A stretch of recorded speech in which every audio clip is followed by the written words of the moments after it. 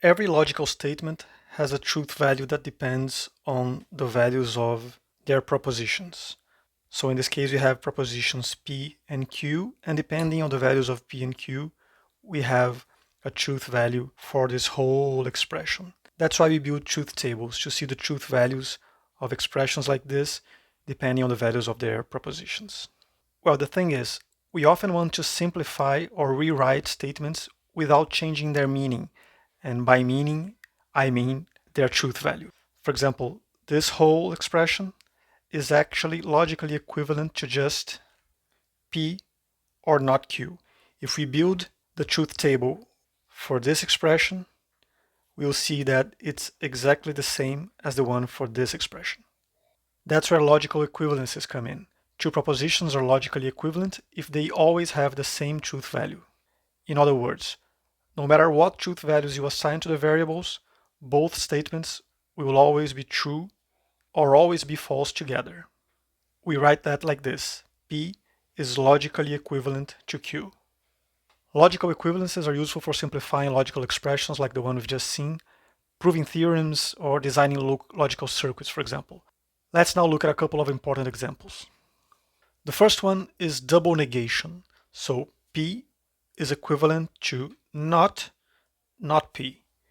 It tells us that if you negate a proposition twice, you end up back where you started. Let's test this with a truth table. So we have P, we have not P, and we have not P. So when P is true, not P is false, and not P is true. When P is false, not P is true, and not P is false. So, of course, P is the same as not P here and also here. So they are logically equivalent.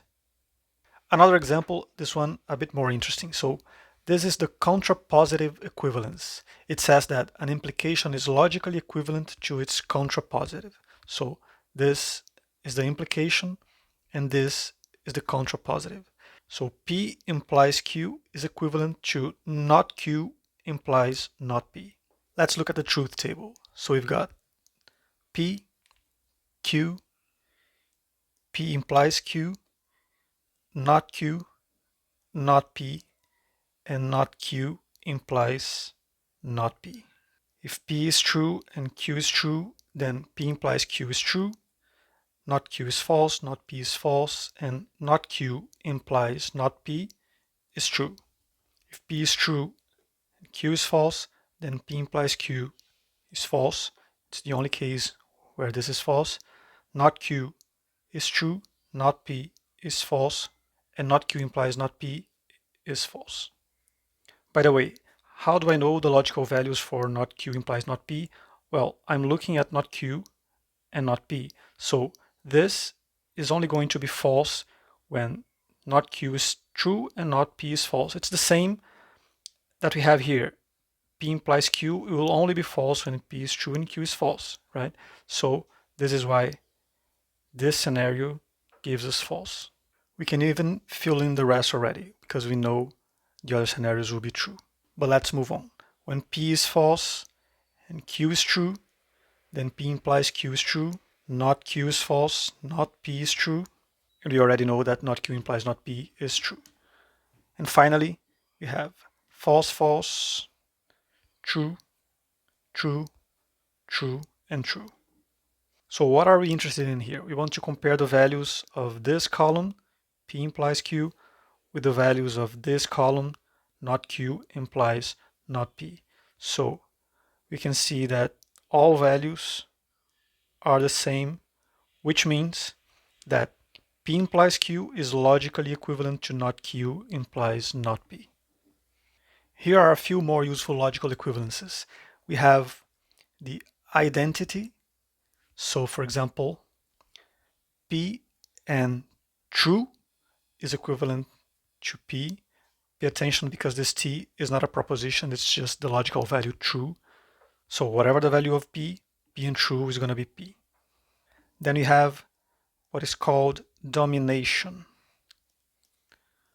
which is P or true is equivalent to true. So again, no matter the value of P, this is going to be true.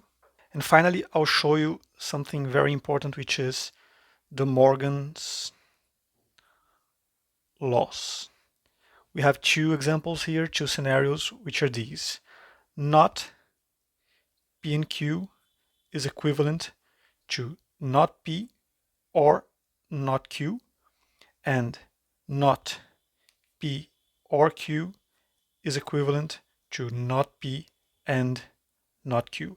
So as you see, we are negating both P and Q, and we are inverting AND to OR here and OR to AND here. I wouldn't say you need to memorize all of these right now, but it's pretty important to understand that they exist, and eventually, if you tackle a lot of logical problems, you will end up memorizing them, and it's going to be really useful when you're trying to simplify complex expressions.